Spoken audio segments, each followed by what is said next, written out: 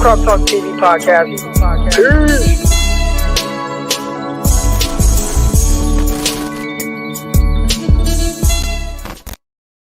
Welcome to another episode of 49ers Morning Show. I'm your host, former NFL and NFL defensive back, Eric Crocker. And as always, if you haven't already, make sure you guys hit that subscribe button, hit that like button, all that good stuff. All right.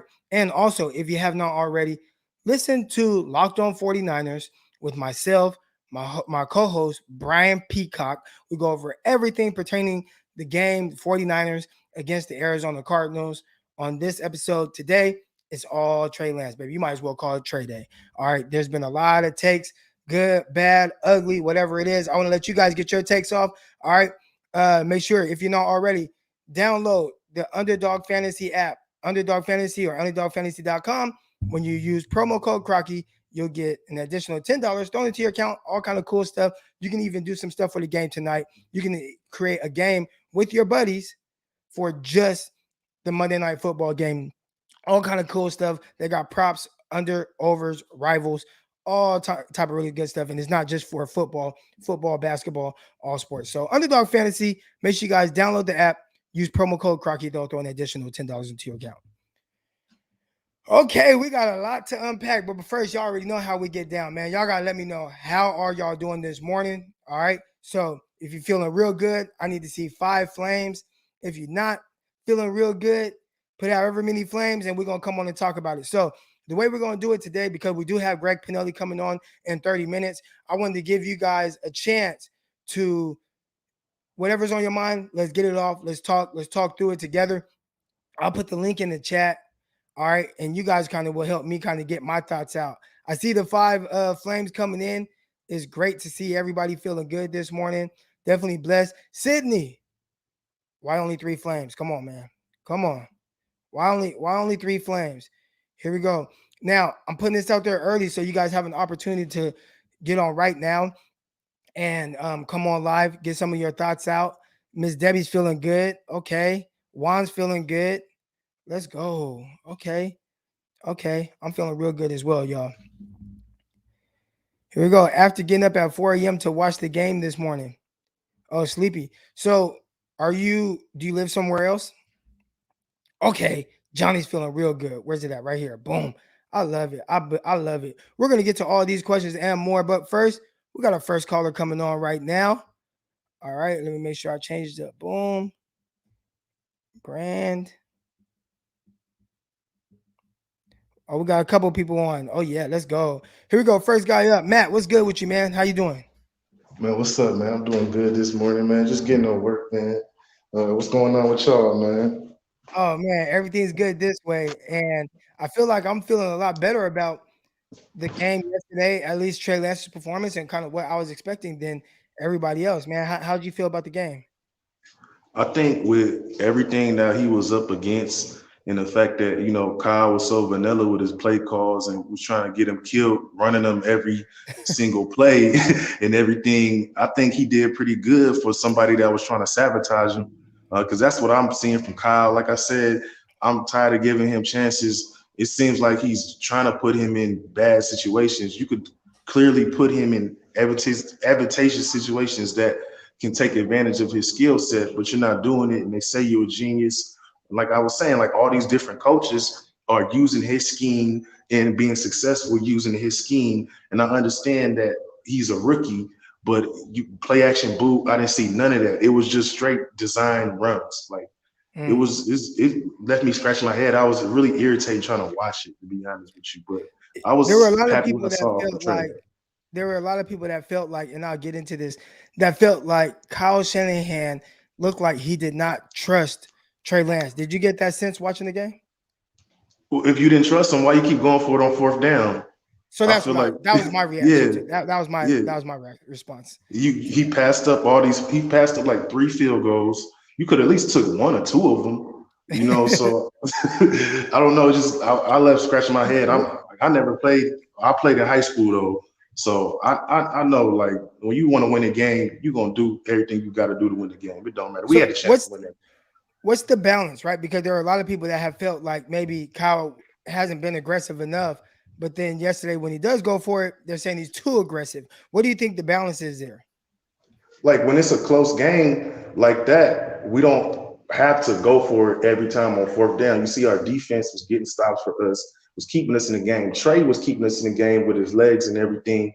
And so I could see going for it and we behind and just abandoning the run game if we behind. But he completely abandoned the run game. You've seen Sermon and Mitchell didn't even get more carries than Lance did. So Right. it was weird. It confusing me, and I'm kind of thinking like, is he trying to sabotages? What lessons is he trying to teach him?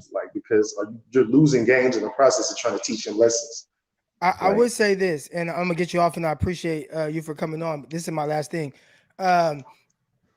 We do look. I think we look at the overall number of how many carries Trey Lance had, which was 16. We have to look at how many were designed for him.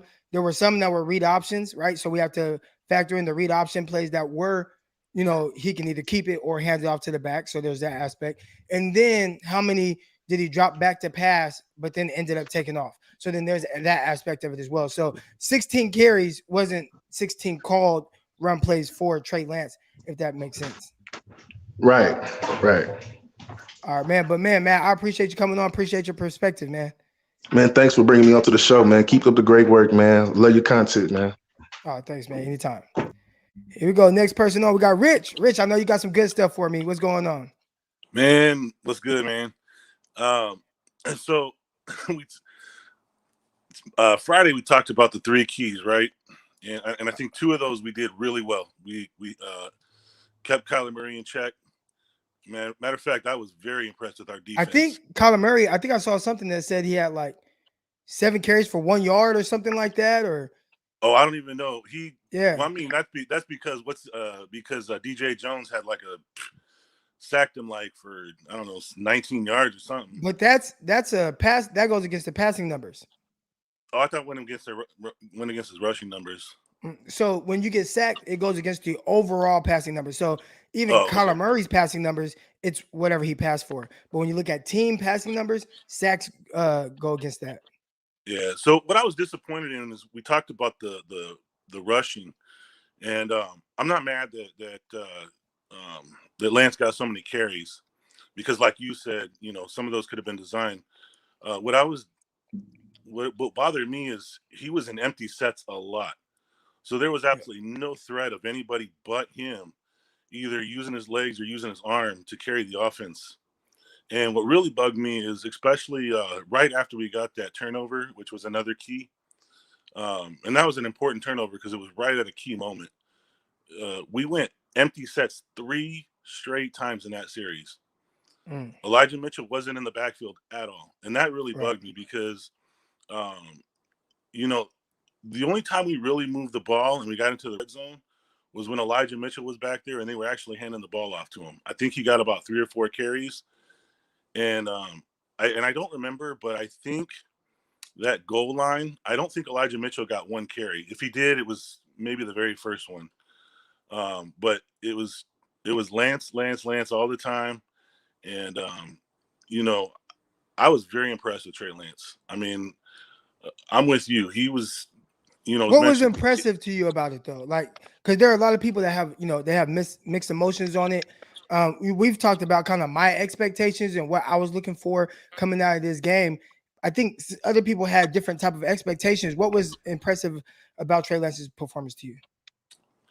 So I thought he, especially the first play, or it was maybe the second play, where he got out of trouble. Looked like he was going to scramble, but then he looked up and he saw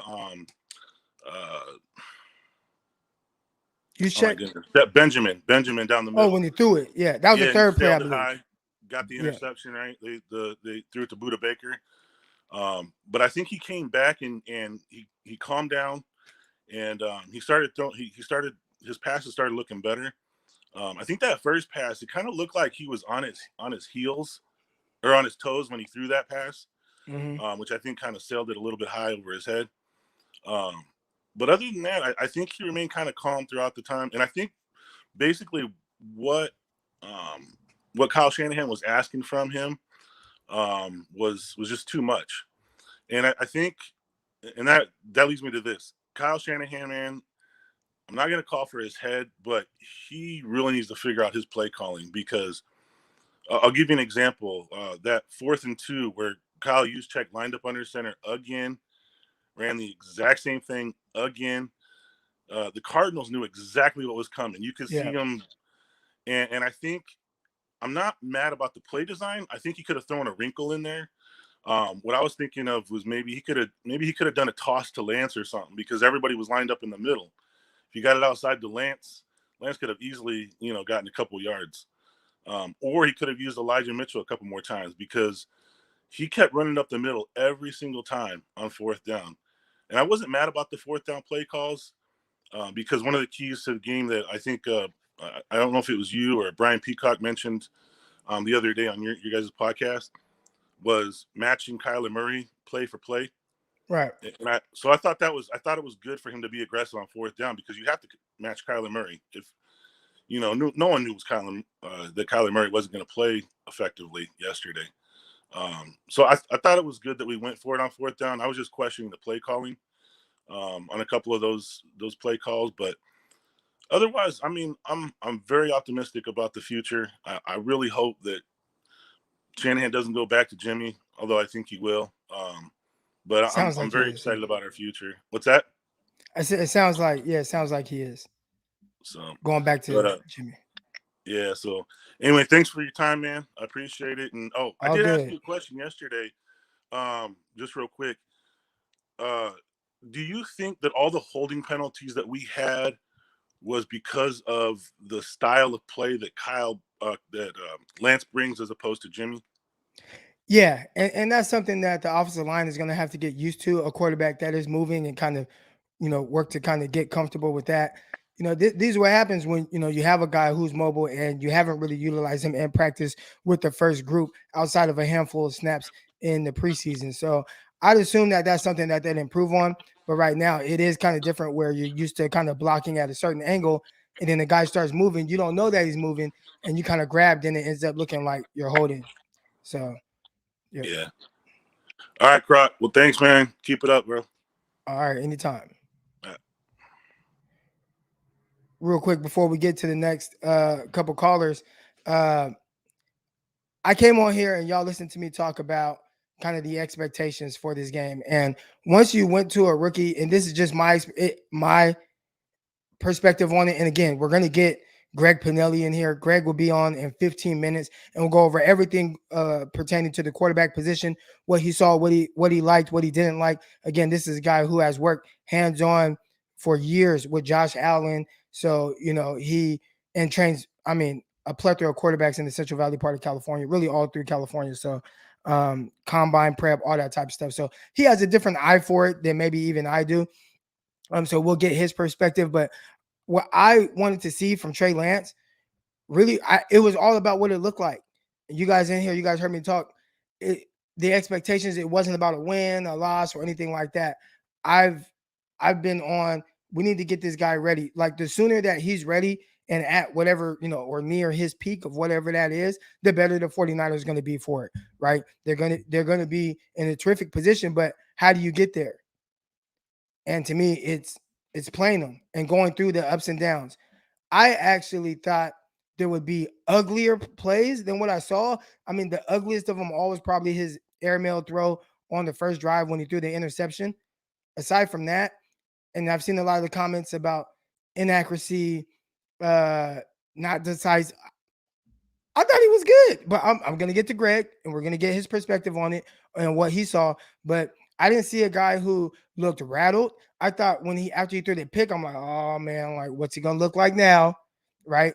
And I didn't see a guy who was, shying away from the moment. I didn't see a guy that looked like anything was too big for him. Everything that I saw was somebody that was really confident, really poised, as Trent Williams said. And I saw somebody in the comments say it. They said that he looked like, he was extremely poised. When it comes to the play calling, and maybe I'll get into that with Greg, but I thought Kyle called a game to where he felt Trey Lance could execute. One thing that coaches do with their quarterbacks, before the games, like Saturday or Friday or whatever, they'll go over, all right, here's the plays. What do you feel comfortable with? What don't you feel comfortable with? All right. And whatever Trey felt comfortable with or didn't feel comfortable with, that's what the game plan ended up being. So I get that we want to kind of blame Kyle for the game plan. I think he tried to put Trey Lance in an advantageous situation for him and what will work for him. And I thought for the most part, it did. It did in the sense of what it looks like in a rookie in his debut start, right? Because again, I've watched all these other rookies and I watched their starts. I watched Trevor Lawrence. I watched Zach Wilson. I watched Mac Jones. I watched Justin Fields in his first start. I watched most of their games as well, just so I can kind of get an idea of what does it look like with these rookies. And when you look at their games and what they look like with the talent that's on their team, whatever the case is, but just what it looks like, and you compare those games to what Trey Lance looked like, I think if you guys go back and watch those guys, you guys will probably be a little bit more encouraged by what we saw from Trey Lance. Again, I'm not saying he's great, not saying he doesn't have things he needs to work on. People talk about the motion. Again, we're going to get to that with Greg Pinelli in 10 minutes. But in the sense of just what I wanted him to look like, which was the 3rd overall pick, right? I wanted to see those things. Like, does he possess the things that a 3rd overall pick should have and what we thought we were getting, right? With a big arm, strong arm guy, athletic, mobile, and all those things. And I thought he showed that, whether it was his craftiness, getting out of the pocket, still keeping his eyes upfield, missed a throw. When he missed the throw on the interception, I'm like, dude, just take off. You can just take off for 10 more yards. And then next thing you know, next drive, same thing. Steps up. He could take off for 10 yards. He throws it downfield to Deebo Samuel, and they have a big gain. From that moment, I said, you know what? I'm just going to let the kid play. And he's going to have to go through some of his ups and downs. But for the most part, again, I was encouraged by what I saw. Can he improve? Sure, of course. Definitely areas where he can improve. But there was a lot to like. Everybody talking about Trey, but the facts are our O-line, particularly Mark Brunskill and McGlinchey, are trash. We do not control the line of scrimmage anymore offensively. Man, hey, Big Daz, I appreciate the contribution, and I agree. And not just in the passing game, but we've always controlled it in the run game. 49ers have been able to really pride themselves on being terrific run blockers, and I haven't quite seen that, right? Like just the dominating run blocking team that Kyle Shanahan has traditionally had. They kind of got manhandled. Now, we're going to use context. Who they get manhandled by? We're talking about J.J. Watt, who's on the other side, and we got Chandler Jones. But just in the sense of what they've looked like really throughout this year, especially in the run game, it hasn't looked great from them. I think having Trey Lance back there opened things up. I thought they got away a little bit too much from the run game and running Elijah Mitchell. Definitely thought they should have ran him more, right? We've seen them kind of pound the rock with him more. Again, how many carries did Trey Lance take away from Mitchell by keeping it? Maybe 5, right? They're probably about maybe 5 plays where, if not more than that, actually, where it's the read option and Trey Lance ended up keeping it. Those are opportunities for Mitchell to get the ball. So, again, what was it perfect? It just depends on, I guess, what your expectations are, because the outrage, a lot of what I'm seeing on social media, I'm like, I don't understand that. But the outrage with the offensive line, Big Dez, I appreciate the contribution, and I 100% get that. I don't think they played well. I mean, golly. I mean, how many times? And it's hard because I don't know, is he scrambling because maybe he's not seeing the open guys, which happened on the sack? How often did that happen? He scrambled for a good amount of yards. But it's how many of those times did he scramble? Did he miss the read? Did he miss the key? Won't know that until we see, some all 22 that somebody puts out. But those are things that I would like to see. I hope that JT O'Sullivan does a breakdown of this. He's done a breakdown of a lot of guys. I hope he does a breakdown of this performance so we can get more of a sense of the concepts and maybe what Trey Lance was missing. And then maybe if something was there and he just had to take off, I did like him making plays with his legs. Here we go. Another contribution from Trice. I appreciate it, man. Jimmy said Kyle doesn't let him help with the script. So why would he ask Trey? Ooh, that's a good one. That's a good one. That's news. That's something I did not know. I did not know. And please remind me to get to this with Greg Pinelli. Please remind me to get to this with Greg Pinelli because I have to ask about that. Appreciate the contribution. Here we go. Another contribution. Has the NFL figured out Kyle's offense?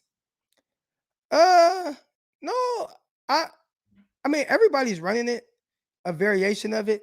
So I don't know about like figuring them out, but does Kyle need to maybe adjust some things?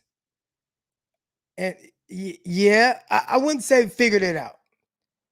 There could be, well, the execution on their part has been poor, and that would be on Kyle to make sure that the guys are ready. I'm not sure, that's like a chicken and the egg type thing, right? But as far as just figuring it out, I think Kyle typically has always been kind of a step ahead with changing things, and he's been more innovative with it. We'll see how things look moving forward with Trey Lance or Jimmy Garoppolo. But I think the execution offensively has been poor. I think that's on him, not so much that the system or scheme is bad. Again, I appreciate the contribution. All right, here we go. Next guy up, we got Doughboy coming up. Here we go.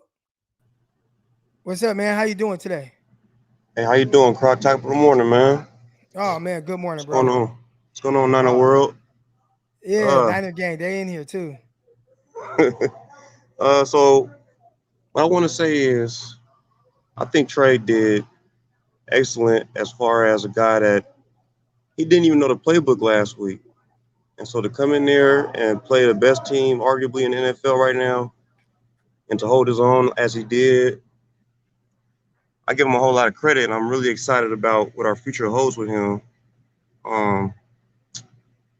I feel like, the plays were a little predictable at times because, Kyle's offense is tricky. The misdirection, the putting people in motion here, motion there, and Trey obviously didn't do all of that. But that's why I'm like, okay, well, I see what he has planned for the coming years. You know what I'm saying? Kyle Shanahan, he has signed the extension to be a coach for us. So I feel like this year he's really just going to focus on Jimmy. Like, he's not trying to go back and forth, teach the kids something, at the same time trying to get the vet up to speed with whatever they're doing, at practice. And I really honestly feel like next year Kyle's going to devote everything to Trey. And I feel like he knows this. I feel like he knows that if Trey goes bad, he's out of there. Right. And he might not be a head coach again, you know what I mean? Because it's going to make him look bad. So, right. I rather would see the kids start because I've seen so much upticking, like I just seen it in them, man. But I really feel like Jimmy's going to come back next week, man, against Colts. Yeah. What you think? It sounds like he's sticking with Jimmy, but I don't know. I think, and when I've said this before, I feel like everybody's trying to be respectful to Jimmy Garoppolo and not just be like, yeah, well, Jimmy lost his job to injury. We saw Alex Smith and Colin Kaepernick and how that whole thing played out and how, Jim Harbaugh tried to the best of his ability, make it not about the injury and more about play. But, that's something that Trey Lance is going to have to prove moving forward. With Kyle, it's interesting, man, because we don't know. I have no idea what he's thinking about this situation. It seems like he's trying to stay loyal to Jimmy, or again, respectful to him as being the guy. But I don't know how you watched that game last night and think, because that's the basement level of Trey Lance, right? A guy who threw for roughly 200 yards, right, almost ran for another 100 yards. That's the starting level of a guy. You say he didn't know the offense. He knows the offense, but hasn't had the experience of playing in it, right? But like not having experience, like again, he didn't have the luxury of the other guys. He didn't have the luxury of Zach Wilson, Trevor Lawrence, some of these guys, Mac Jones, who have been starting through OTAs, rookie mini camps, training camp, preseason, getting all those first team reps and building up to that. He hasn't gotten that. He's gotten the reps with the twos, and then preseason, like a play here and there with the ones, and then regular season, everything has been about Jimmy Garoppolo. All right. So knowing that, and really this is like his first live action, I think when you consider all things, and a guy who almost accumulated 300 yards of offense and 83% of the offense by himself, I think it's like how, and again, that is the starting level of where he's at and who he is. I think Preach. I'm very encouraged by that. Yeah, gotta be. It's like he has so much ahead of him, man, and he's gonna be dangerous when he really learns like finesse moves. You know what I'm saying? For example, when he was running for the goal line, and the dude that was covering Mitchell left Mitchell, to stop him at the goal. If he would have just seen that, just dumped that off, just a little soft little touch on that, like a little old Patrick Mahomes, little soft. Yeah. You know what I'm saying? But that thing that comes with experience, that comes with time. And plus, I'm pretty sure in his head, he's just trying to show out, man. It's his first start. He's trying Right. to get a job. I feel him. So, Yeah. if they can get around him, man, and help him, bring those throws down too. That's another thing. I didn't like that. He throws Yeah. high. Like Debo had to Gotta jump work way on up that. there to get that. Gotta work on that. Say it again. Right, Yeah, so right. yeah, he for sure got to work on that. Doughboy, man, I'm gonna get you out of here so I can get my guy Dion in real quick before we get Greg Pinelli on. Greg will be joining us in a few minutes. Man, I appreciate you Have a good one, coming on, man. bro. All right, you too. Real quick, I see my guy Ray GQ in here. Ray GQ, are you worried about the hits at all? Then I saw your next comment about not wanting to see him get ran into the ground like RG3. I agree.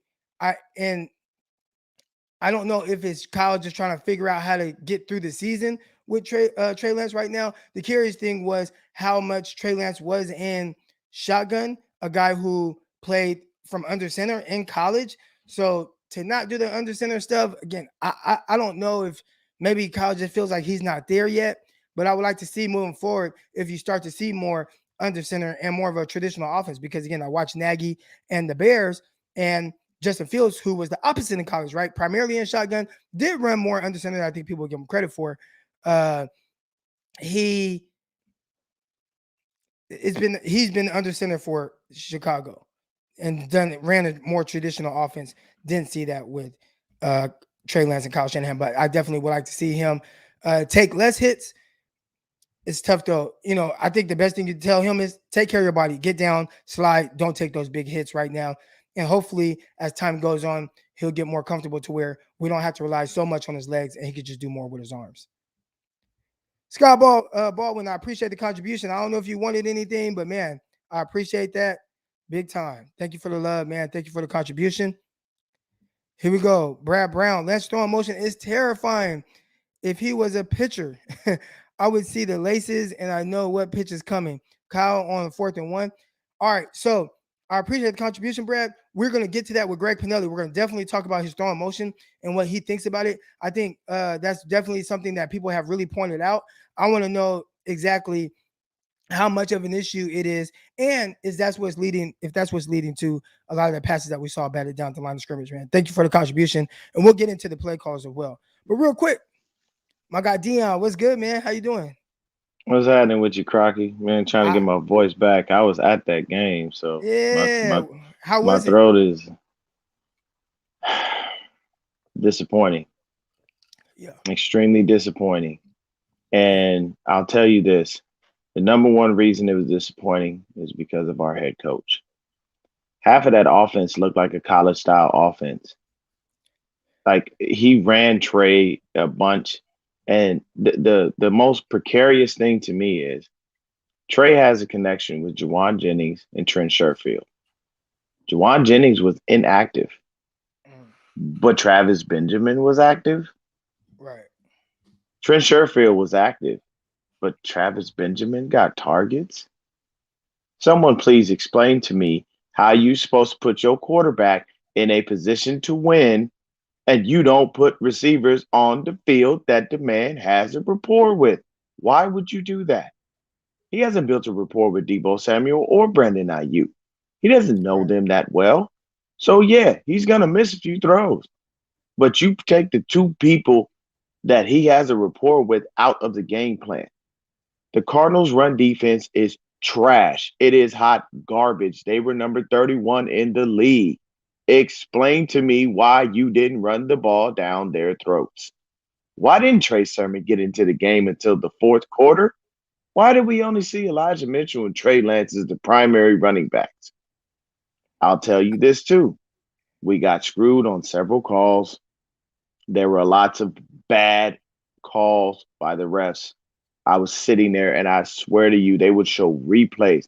There were at least Trey Lance on one play got his helmet ripped off. No flag. Trey Lance on one of his sacks was horse collar tackled. No flag. There were PI calls that were complete BS. No flag. The refs shafted us in that game in ways you cannot imagine. Like, I'm sitting there and there's a Cardinal fan even looking at me going, bro, yeah, that shouldn't have been called. And they'll play it up on the big screen, man. And it's like, what? Are you serious? Like, bro, I'm telling you, man, for the life of me, the number one thing is Kyle did not put that kid in a position to win. Were there some good things to take away from it? Yes. But at this point, that is not on Trey. Anyone out there blaming Trey, you can just stop it now. Do not blame that young kid. He went out there and did what he was supposed to. And you could tell, I was sitting so close, I see them clearly. Trey looked dejected because he felt like he let his team down. And I understand it. But no, you didn't let nobody down, Trey. Kyle did. This is his fault. And it's almost like he did this on purpose so he could go run back to Jimmy. That doesn't make sense to me. Why do you want to go back? I've heard that. I've heard other people say that too. Like, almost like Kyle is kind of doing this on purpose. Like, see, here's the kid. Like, this is what y'all look want at him. to see. He can't play. He can't play. Look, he can't do anything. I'm sorry. I came away with the opposite feeling where I'm like, damn, almost 300 yards by himself. And this is just the base level of who he is, right? With some of the plays he made in the pocket with his legs. Some of the throws he made, that throw to Deebo Samuel where he rolled out through a 25-yard pass on the line right over the outstretched handed defender where Deebo went up and caught the ball. I thought that was terrific ball placement and terrific throw and showed a lot of his ability. So if Kyle's plan was to say, look, he can't play, maybe some people might be fooled by the outcome and maybe because the 49ers didn't score as many points, but I was extremely impressed with a lot of what I saw. Yeah, I mean, my biggest issue is the fact that, like, Kyle, you're supposed to be, everything you do starts with the run so you can play action pass. Why would you not mix it up with Trey Sermon and Elijah Mitchell? That didn't make sense to me. And then you give Trey Sermon the ball in the fourth quarter when the game's pretty much damn near over. Like, it didn't make sense. The one thing I can say is if I'm on the defense, I'm on fire. I love me some D'Amico Ryans, and I do not like Kyle Shanahan right now because your job as an offense is to score, not mine. My job is to either create turnovers or get stops. I got stops. You didn't give me any points. I'm getting real tired of going out here busting my hump on a daily basis, every Sunday, every Thursday, every Monday, and you can't score. I do believe in some way, shape, or form, they had to have figured Kyle out. Now, I know this is a divisional game, so it makes more sense that it's harder because it's not a easy task when you play a divisional opponent because they know you.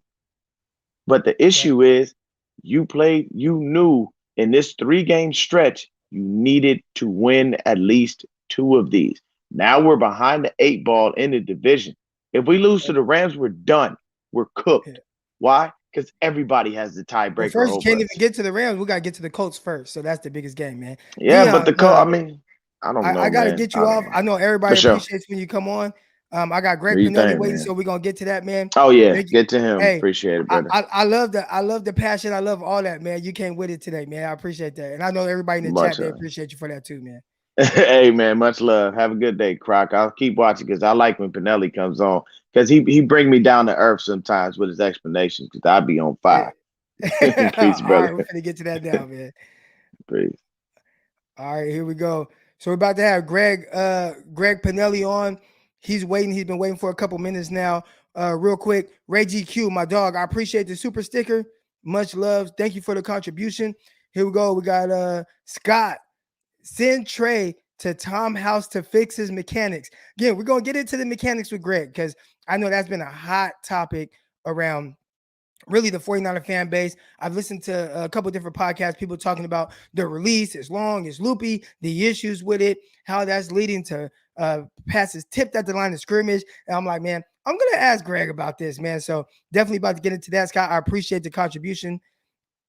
Here we go. Another one. That throw to Ayuk, I thought he had some. So for people say that he's not accurate, I saw a couple passes that like go against that theory. Whether it was, again, the one to Debo where he's on the move, throws a ball 25 yards on the line, right over the outstretched handed defender. Great catch by Debo, great ball location. The out route to Brandon Ayuk, that was like a third down or fourth down. The timing was great. The location was great, low and away from the defender.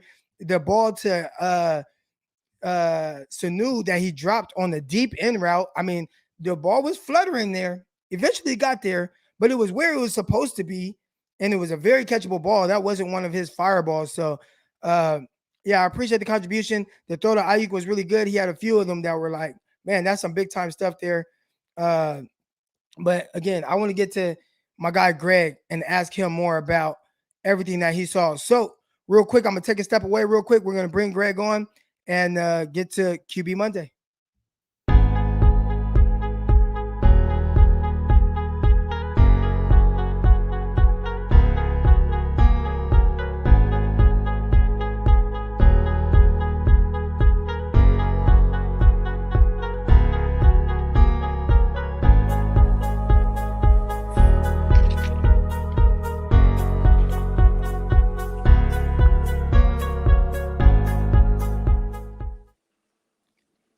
Yo, we got Greg Pinelli on. Let's go. Y'all see, got the new layover for this. It's QB Monday. Greg Pinelli, man, how you feeling this morning? What's up, Croc? How you doing, man?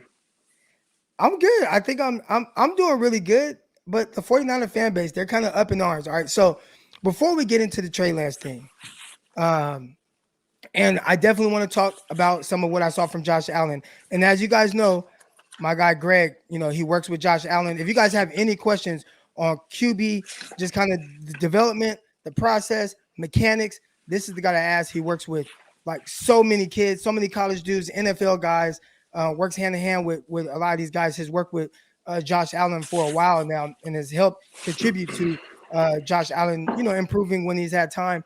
But first, what were your expectations, I guess, and then we'll get into what you saw. But going into this game, what did you want to see from Trey Lance? I think just seeing him be a little bit comfortable back there behind center or under center, which that's something I'll get into because we didn't see a ton of it yesterday. But just being comfortable out there and I think leading the team. And I honestly think that's what we saw. He looked like he was kind of playing his game for what he was given. I think that he came out hot. He did, the ball was popping off his hand as it was in preseason. It looked very similar to what he was doing in preseason. A lot of fastballs yesterday. Pretty wound up, but the kid plays. Like, that's the one thing I noticed after watching the game yesterday is you can tell he's got heart. He's going to leave it on the field. There was multiple times in run plays, the helmet popped off on one of them. He kept going. There was that it was a 3rd and goal or 4th and goal, I think it was, and he sticks his nose in there and tries to run over one of the safeties. Like, the dude is tough. So I was excited to actually watch him kind of play the whole game and see what Shanahan would do with him. But I think for what we saw yesterday, he gave the Niners a chance, and he didn't take him out of the game by any means. He gave him a chance and kept him in it for what he was given yesterday. Hold on real quick. When you say he didn't take them out of the game, can you elaborate on that? Like, he didn't make – there were some throws that got away from him, obviously. And there was a few throws that were kind of questionable, him throwing the ball up.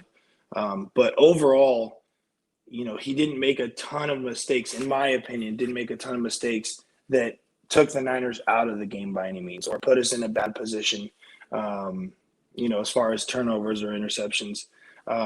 besides the first drive, obviously that one that sailed. But, going in, obviously the Niners were in the game.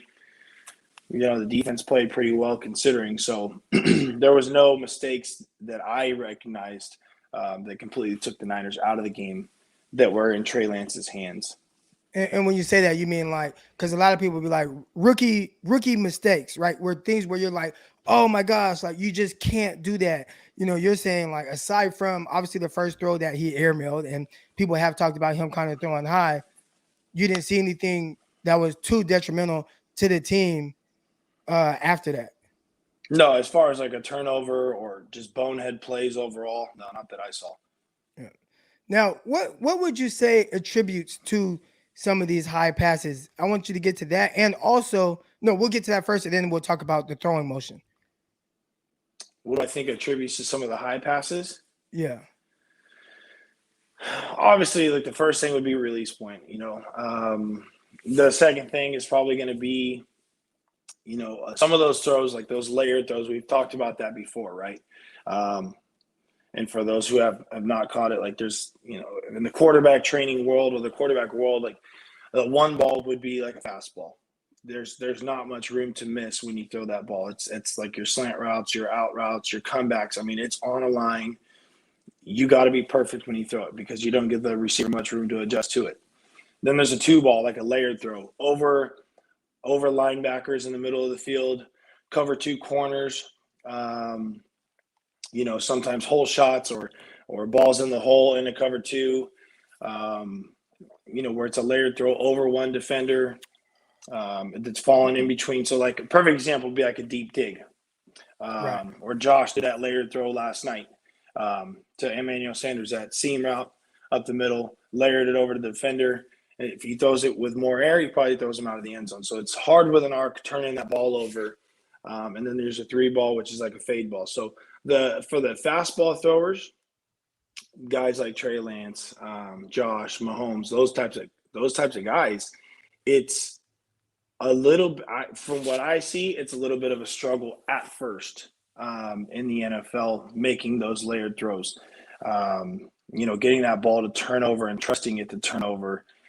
A lot of times, and Josh had somewhat of the same issue, I think sometimes, was he'd get that low elbow slot a little bit too low almost, where it's tucked and then the wrist is kind of elevated up and it almost becomes a push late, and they won't turn that wrist over. They don't snap that wrist over in time when they release the ball, and it kind of sails on them. And that's what I noticed yesterday. Like on that first pick, his elbow looked a little bit low and his wrist was kind of cocked up, throwing that layered ball. Well, it didn't turn over in time, as we saw, and ended up sailing it, and it was picked off. I'm glad you brought that up, because my co-host Brian Peacock, Locked On 49ers, make sure you guys listen to that if you haven't already. But he asked me, he said, hey, when you talk to Greg tomorrow, can you ask him, and this is what he said, why is Trey shot putting the ball sometimes hand under the ball? So he's basically explaining exactly what you just talked about. Like, he doesn't know what it is. No, that's a like, good pickup right there. That's a good pickup, Brian. Yeah. So yeah, he was curious about that. I want to ask you about the delivery, because people are talking about it being too long and saying that is the reason why passes are getting batted down at the line of scrimmage. So this is a two-part question. One, is there any correlation to long release and balls getting batted down at the line of scrimmage? And two, what are some of the disadvantages of him having a longer release? Or do you think that is long, or do you think there's an issue with it? I'll answer the second part first, I guess. So I do think that it is slightly long. Obviously, we've talked about it before, right? Where he'll bring the ball up, and as soon as he brings that ball up and it comes down. So this right here, from what the ball's in the carriage to when he brings it up and then back down. We talked about that a while ago. In my opinion, and I think in a lot of people's opinion, is a somewhat of a wasted motion. Because again, instead of just taking it from here back, it's here and then back. So this part right here is wasted motion. So a defender sees this and then down. Okay, now they know he's throwing the ball, versus where it's just from here and he'll get it a little bit quicker to come through. Now, the thing is with the batted balls, Jimmy G, how many batted balls down, or how many balls got batted down.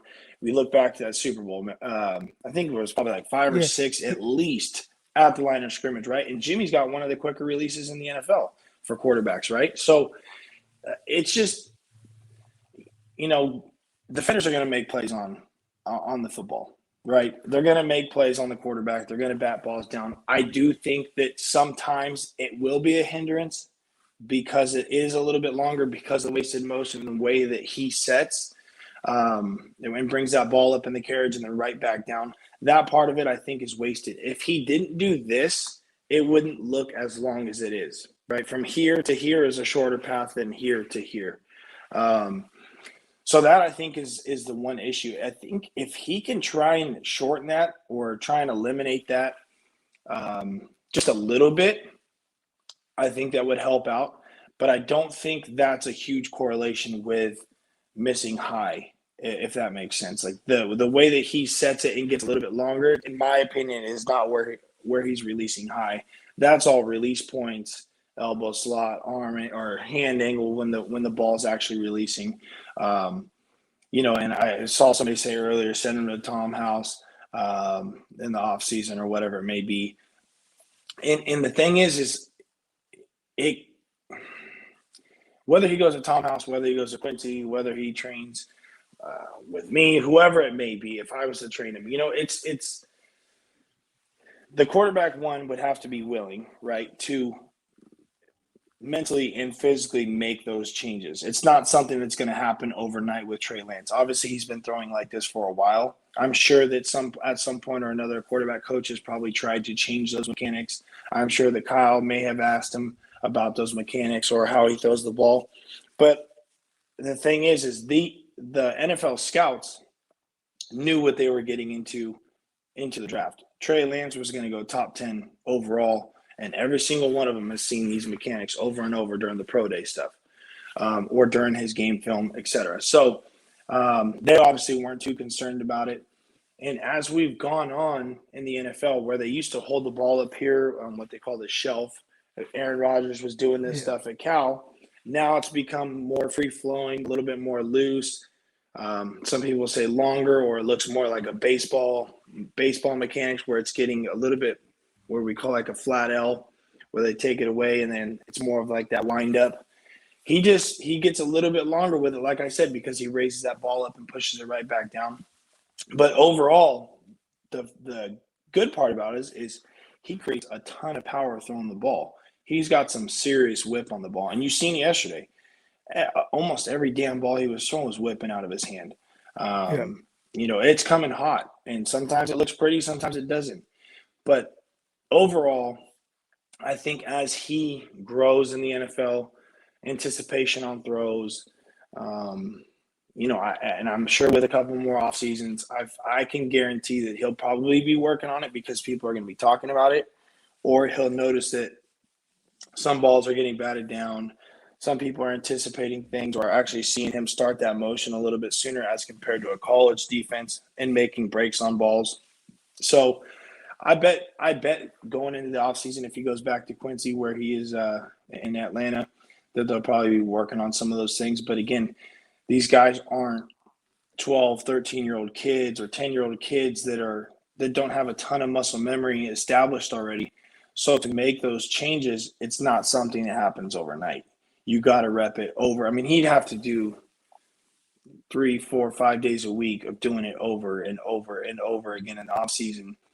And then hopefully he's still throwing with the same velocity or the same touch or I guess lack of touch is what some people would say right now, but it'll come, when you think about a guy just being anxious and having the adrenaline flowing, and you're a rookie quarterback in the NFL and you're facing a hell of a defense like he did yesterday, like the ball's going to start coming off a little bit hotter than it might normally when you're at practice or whatever it may be, just because the scenery is different. The guys that you're playing against are different. Guys are breaking on balls a little bit quicker. The game is just more intense. So, once he gets settled in, I think we'll get a better look at it.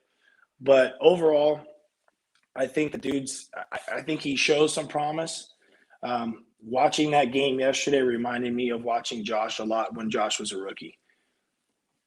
So what in the terms of like the accuracy, right? Because I think everybody they throw that word out there and they're like, oh, inaccurate. He's inaccurate. He's inaccurate.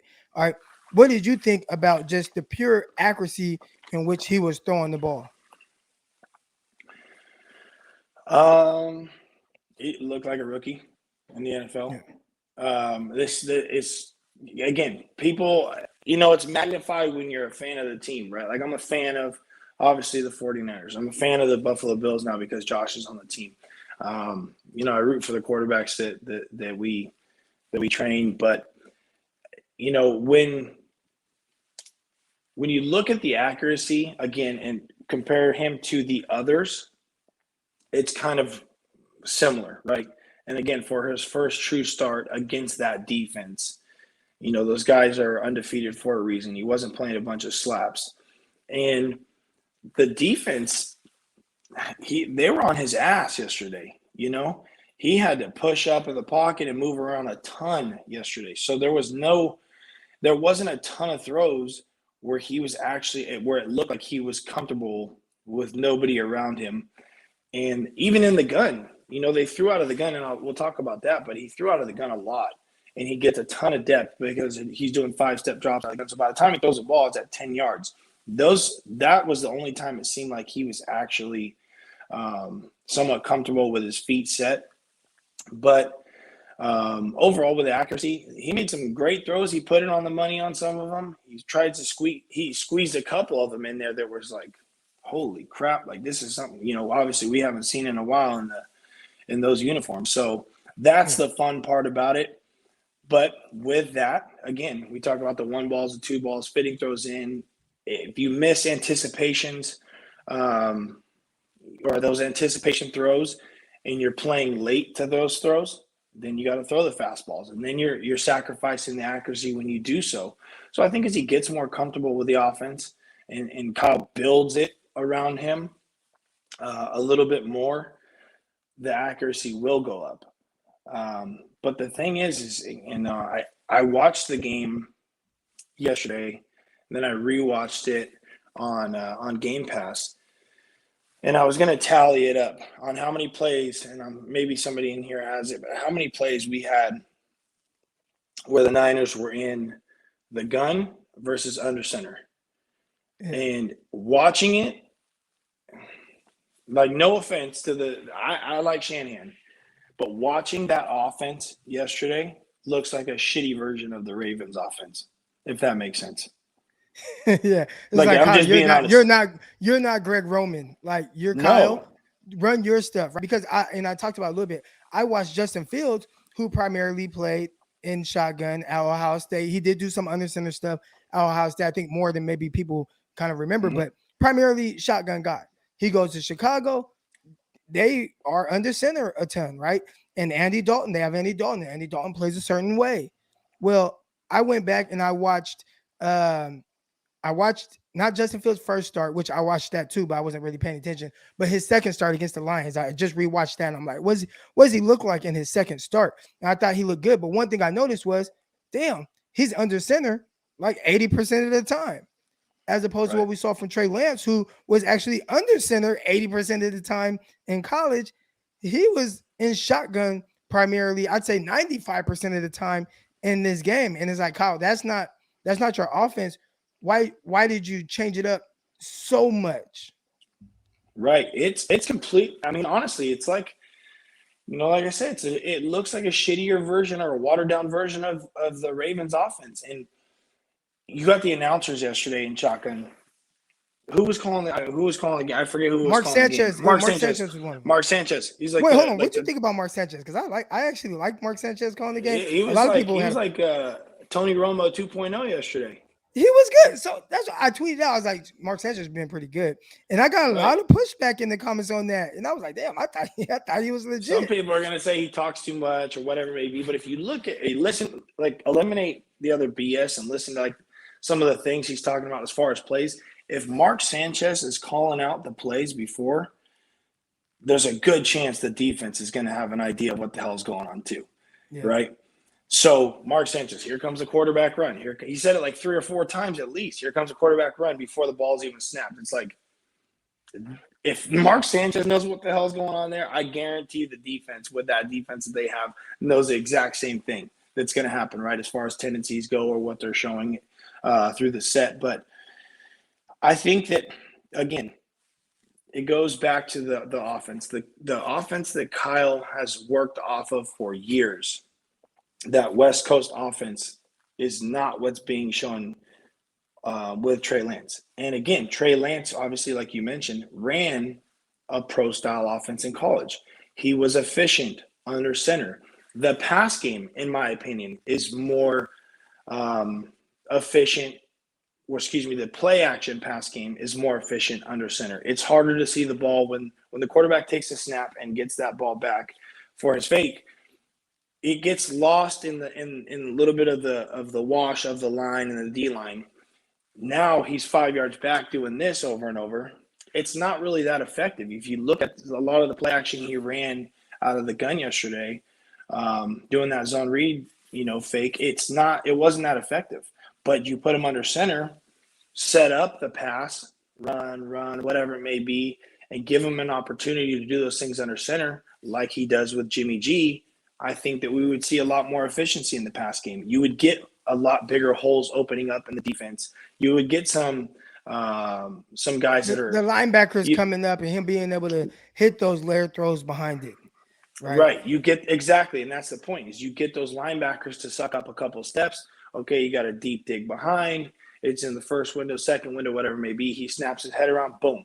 And we saw that. That's what I'm saying, is we saw that in the preseason. It's like the offense that he's running now is not the shit that we saw in preseason. Unless I watch the other preseason games and I'm seeing something completely opposite, it looked like he had a more structured offense for him during the preseason versus what we're seeing now. It's almost like what we're seeing now is like when you go watch a high school team with a shitty offensive line, right? You're like, well, we're just going to put him in the gun just to give him a chance to stay back right off the bat, or to get his depth right off the bat. And obviously our offensive line has some issues, especially in the pass game. But I think those issues could be alleviated a little bit if we're able to establish the run, or not necessarily establish the run early, but just establish the run overall to set up the pass game that Shanahan has basically called and had over the last couple of years of the 49ers that's worked with Jimmy G. So real quick, and I know you kind of touched on kind of the style of play that the 49ers are playing, but what did you think about the play calling more specifically? Honestly, watching the game, to me yesterday, it's like watching a college football game on a Saturday. I don't really like it. To me, it's not. There's no element of surprise, if that makes sense. With Shanahan back in the day, I mean, and I say back in the day, the last couple of years, but from basically the time that Jimmy showed up on to now, we've had this, badass run game. The run calls were just as sick as the pass game. He was doing all this mix and match, and he's getting use check out one side and Kittle out the other side, blocking. Where they're coming underneath or behind the quarterback. So the run, the offensive line might be blocking right. He's motioning them back.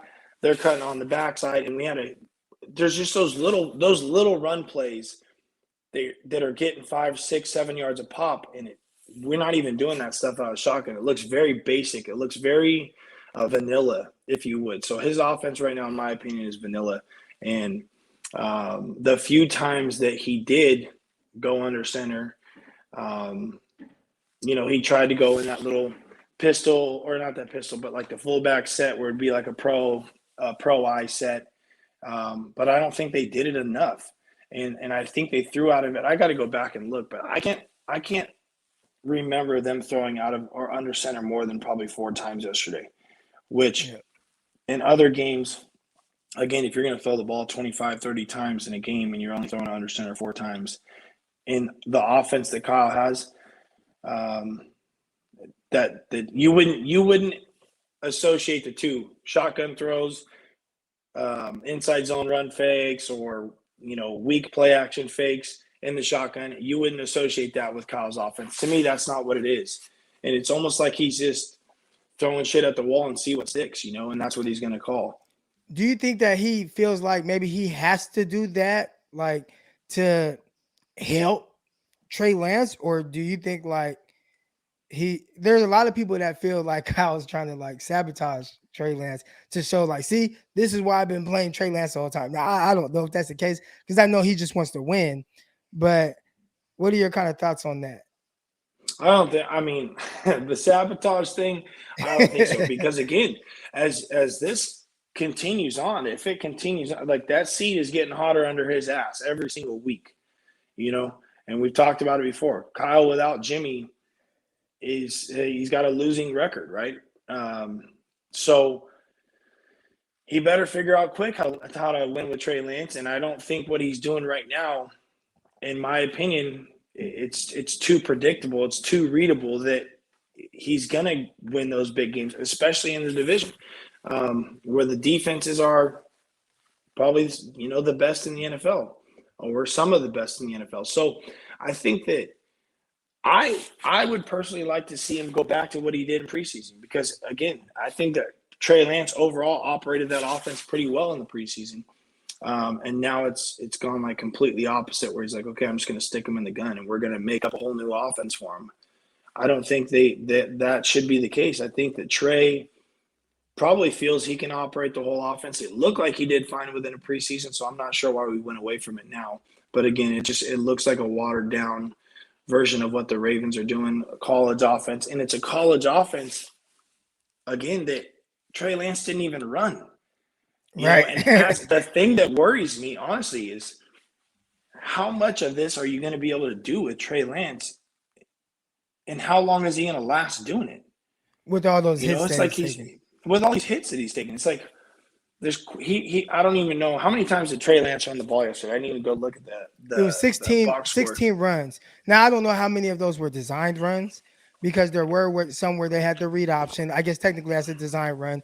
The read option where he can give or pull, and then also his plays where he just made plays with his legs on passing plays. But I'd say there were still a good amount of QB powers, and right. So there's let's say the 10 of those at least. That's 10 more opportunities, that's 10 of those that might be designed runs, or something that's where the ball's in his hand from him to make a decision on a run play. That's a lot, for a quarterback, where most quarterbacks are drop back. There might be 3 or 4 designed runs, maybe, with the guys like Josh, or guys like, take Lamar out of it because he's just different, right? But I think that he's putting Trey Lance in a position he's going to take a beating. I mean, he's got to be sore as all hell today. I watched Josh. I mean, not watched Josh Allen. I looked up some Josh Allen stats, and I actually have a take kind of on Josh Allen and Patrick Mahomes, something I was paying attention to last night. But I looked at some numbers on Josh Allen, and I noticed, was it just his rookie year? Yeah, it was his rookie year, because I'm seeing, were they trying to just ease him in, or what were they trying to do with him? He never had a game where he carried the ball more than 10 times. Mm-hmm. And that's whether it's designed runs, not designed runs, or whatever. That was his rookie year. I didn't look past that. But I did notice one thing last night. I was watching Josh Allen, I'm watching Patrick Mahomes, and obviously I've watched all these other quarterbacks. And there was one thing that kind of came to me, and you can tell me if I'm right or I'm wrong on this, or your thoughts on this. But I don't think Josh Allen or Mahomes will ever be this like Tom Brady type quarterback, right? Like, that's not their thing. What I saw last night was these are guys that are going to, and again, like you said, you talked about 49er fans being really close with the team and really focusing on the team and not watching other guys. But I saw missed passes. I saw a couple passes at guys' feet. But one thing about those two guys that I noticed last night, and it was consistent, they are playmakers. So regardless of if they miss a pass or not, it really wasn't even so much about the throws that they miss here and there. And with 49ers fans, they're going to pay attention to every throw that's missed, whether it's Jimmy Garoppolo or Trey Lance. But it wasn't so much about those throws. It was more about the throws that they made, the plays that they made, their ability to push the ball down the field, the pressure that they put on the opposing defense, the plays that they made with their legs. And I think everybody, when they think of quarterback, it's like Tom Brady pops in their head, and that's what it's supposed to look like. And I'm looking at Trey Lance and why I enjoyed watching him yesterday and what I liked about his game and why I was encouraged. It doesn't look like Mac Jones, right? Like they have two totally different styles, but Trey Lance can threaten you in different ways than Mac Jones, and Mac Jones can play and be successful doing the things that he does, but they are different style of quarterbacks. And I'm looking at Mahomes and I'm looking at Josh Allen, and Trey Lance is closer to what they are than what I think people think a traditional quarterback is supposed to look like in your head. What's kind of your thoughts on that?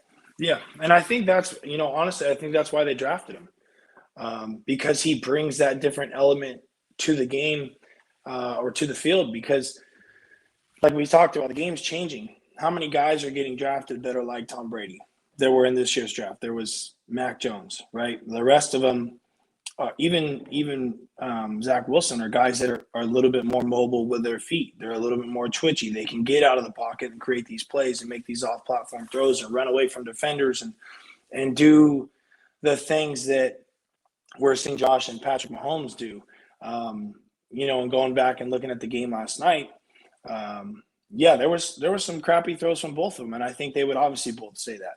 But when you make some big-time plays thereafter, people are very quick to forget the little petty bullshit misses that they have, or whatever it may be, because you go ahead and throw a 40-yard, 50-yard bomb down the field, completion, touchdown, throw another one up the sideline, touchdown, and you make these crazy throws over and over that are big league throws. Right. Everybody will forget quickly. If Trey Lance went out there yesterday, add 2 touchdowns to what he did yesterday, that were these, crazy rollout throws on the run, the conversation would probably be a little bit different this morning. Because and my thing is, talk about it, obviously his abilities and things that he can do, but I see those abilities. I see what those guys are doing yesterday. I watched Trey Lance and I'm thinking, give him some time. It's going to get there. I have a good feeling it's going to get there because he can do those things. He has a hose. He'll be able to make those throws down the field. He's going to be able to throw on the run 50 yards on a strike. It's going to happen. It's just going to take some time for it to happen. Right. And I think, and that's the part where as people have to be a little bit more patient with what they're seeing, because there were the expectations. And I heard, people, even, Peacock, and my co-host Brian Peacock, and he was talking about it. And he was saying, and again, if you guys haven't already, make sure you guys listen to Locked On 49ers every morning. We come at you guys 5 days a week. And if you haven't already, which I checked the numbers, most of y'all haven't. We got over 300 people in here watching right now. And I think it said 70 likes. All right. So let's get those likes up, y'all. Let's get those likes up. I have to be honest. I don't know why. I assume it helps with some algorithm or something. So if that's the case, hit that like button right now. We got over 300 people in here. Come on, should have more than 70 likes. But when it comes to what you're saying, like, just does it have to do with just being comfortable, right? Because you watch Josh Allen and people again talk about the long release and all that. On that touchdown he threw to Knox, he dropped that ball below his waist and just threw it. And I'm like, when you make the throws and you make the plays, nobody cares. Like, they don't care if the release is a little long, if you're out there and you're throwing it around and you're making plays. That was one thing that really jumped out to me real quick. Let's get to this contribution from Tim. The offensive line penalties and allow deflected balls. Are we seeing what happens to a scheme when a team has 2 different style quarterbacks? They looked off. So essentially what he's saying is you have passes get back down to the line of scrimmage.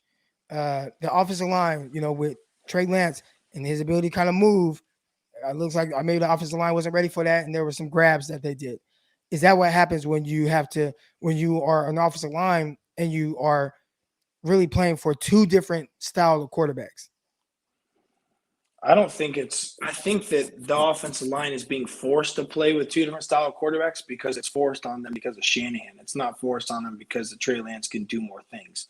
I think it's because of the play calls that's why they're, if you're going to interpret that as they're forced to play with two different styles of quarterback, it's the play calling. Because again, you can put Trey Lance under center and do the same things, right?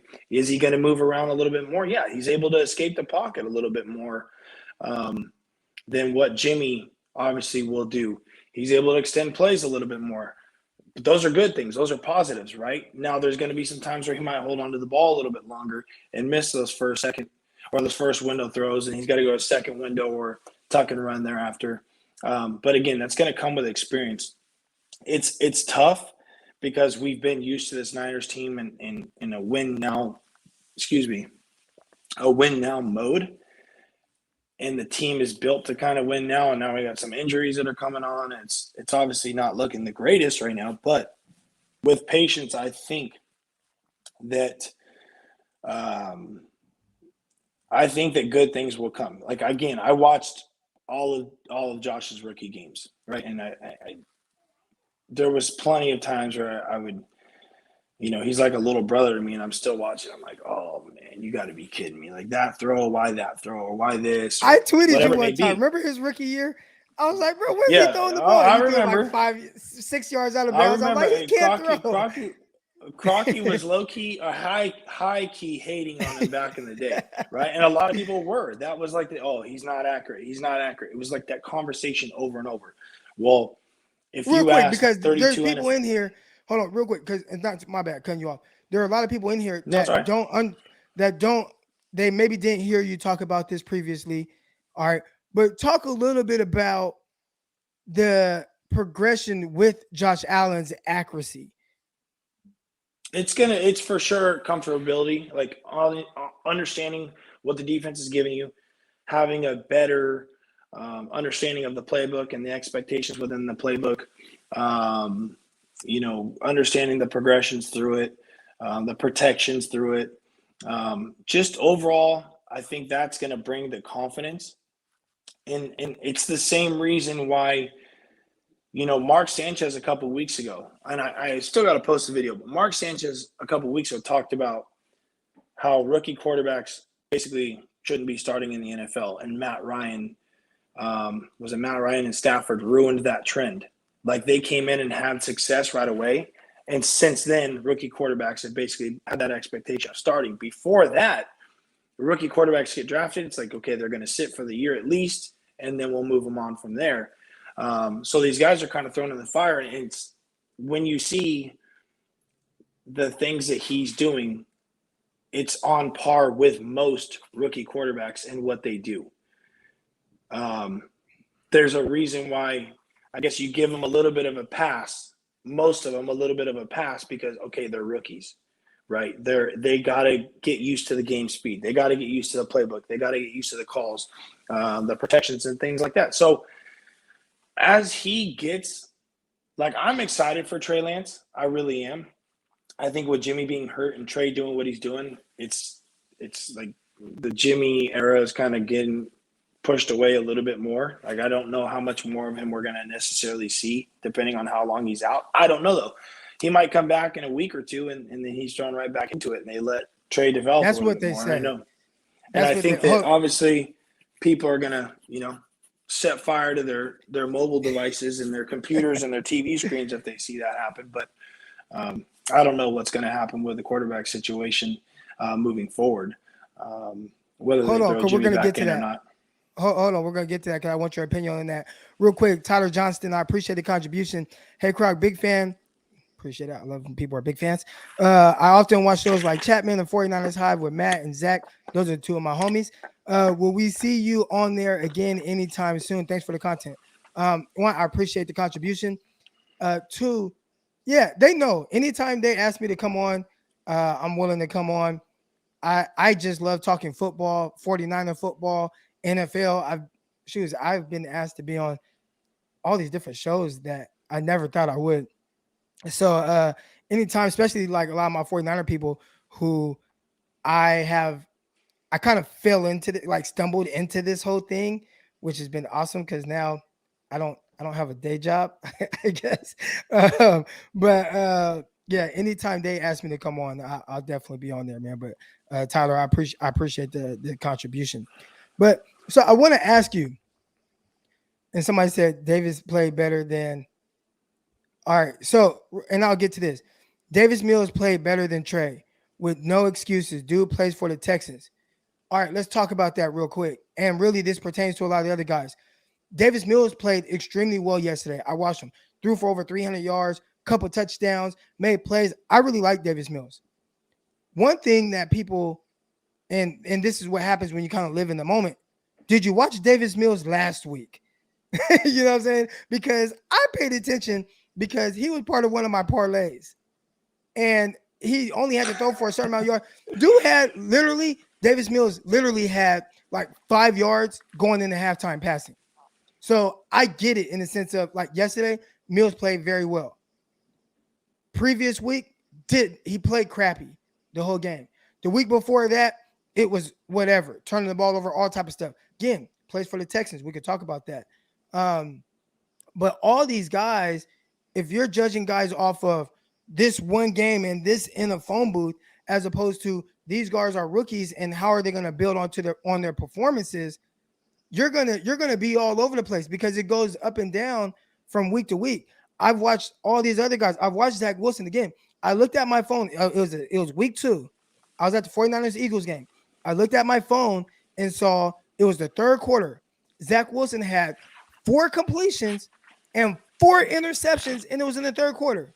Like these guys are. I watched Trevor Lawrence. He's the Messiah, right? He's the great one.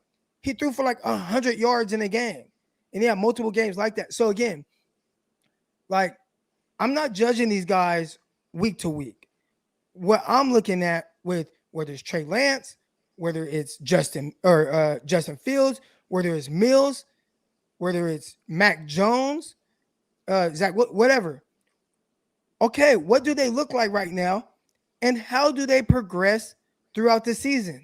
Because that's what this is all about with these guys as rookies. It's going to be up and down. You're going to see guys have high moments. You're going to see them have low moments.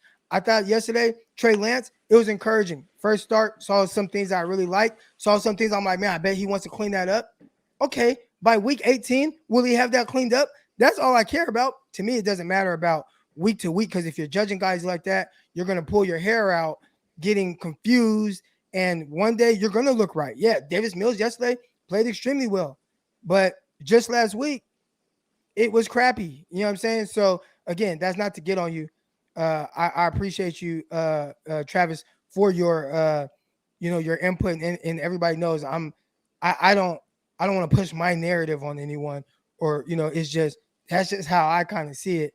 You can't judge any of these rookies game to game. I'm going to judge him every week based on that. There are things that you want to see them improve on. Are you seeing them improve on those things as the season goes on, as opposed to just this way look like? Because I'd say last week, if I would have just judged Trey Lance based on last week, he looked shook. And when I say shook, just on the field, what it looked like. The errant throws, the taking the sack, like all those things, it didn't look too great, right? And I'm like, how's he improving on that? I thought yesterday, I was looking to see, does he look more composed? Does he hit the checkdowns? I was extremely impressed. One of my more impressive things that I saw from Trey Lance yesterday, and I was extremely impressed by this. It was a third down play, and they had a blitz on, and as he's about to get hit, he snaps the ball. As he's about to get hit, he looks down, and he snaps left, and he hits his check down, the use check, and lets use check go and make a play. That was one of the more impressive things because last week he didn't do it. He didn't do that. So that's what I'm looking for in whether it's Trey Lance or any of these other guys. How are they improving from week to week, but also knowing that from week to week, there's going to be ups and downs. Real quick, Miss Debbie, I appreciate the contribution. Hey, Faithful, help Eric be found towards the top of the list on YouTube searches are about the 49ers. Hit that like. Yeah, hit that like. Improve the analytics. All right, so that's why we do it. That's why we hit the like buttons for the analytics. Miss Debbie, I appreciate the contribution. All right. And again, everything I just said wasn't about what I, it was just about like how I look at it and not judging a guy, especially a rookie, in his first career start based on the next guy. Towards the end of the year, that's when maybe I'll start looking, okay, who looked good this year, who didn't, what do they have to improve on? Because if you judge Josh Allen or even Deshaun Watson based on their first two starts, or even with Josh Allen, his first two seasons down there, you would walk away not as impressed, but you miss out on the big payoff. All right, here we go. Got another contribution here. Croc, ask Greg how much ego is involved with these QBs going out and getting the help they need to improve. Does he need to change his throwing coach? So obviously Trey Lance, he works with Quincy Avery, and he works with a good amount of guys around the league. Works with Justin Fields as well. Do you think some of these quarterbacks have these egos to where they are unwilling to change some of their mechanics or even the person that they're throwing with? I think they go with what they like, the relationship they have with those guys, particularly. Quincy is there in Atlanta, and he also has Sean McAvoy, who's if you guys don't listen to him, he does a lot of stuff on quarterback mechanics on his Instagram stuff. They do like a quarterback Q&A thing, and they talk and teach the same mechanics that I would teach. They would teach the same mechanics as a lot of other quarterback coaches across the country. That's the thing. It's not like one quarterback coach is drastically different from at the level that we're talking as far as, more higher level quarterback coaches that are working with NFL guys. They're very similar from a mechanical standpoint because I follow a lot of them and I've talked to a lot of them. They're all very similar. Like the teachings are all very similar. Like I said, Trey would have to be willing. And I'm not saying, if they went and talked to Trey, if they sat him down and said, hey, we got to try and shorten that motion a little bit, he'd say, let's do it. Right. But his body and mind and muscle memory has to be willing to make those changes. It's got to be a ton of reps over and over. So I don't think it's an ego thing. I think he's got a good relationship with his quarterback coaches. That's more than half the battle, obviously liking your guy and feeling comfortable with what they teach you.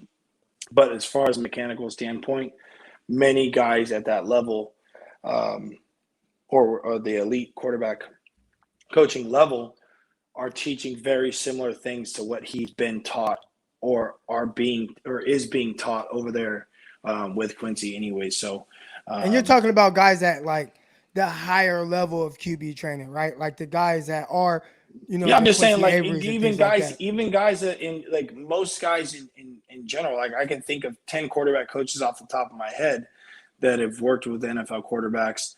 They obviously work with more. I've trained a couple NFL quarterbacks. I've got a buddy of mine that trains a couple NFL quarterbacks. Then you go look at guys like Quincy. You go look at guys like QB Country down there in the South. Look at some of the guys in Florida. You look at, some of the guys in Southern California. Like a lot of their teachings as far as mechanics are all very similar.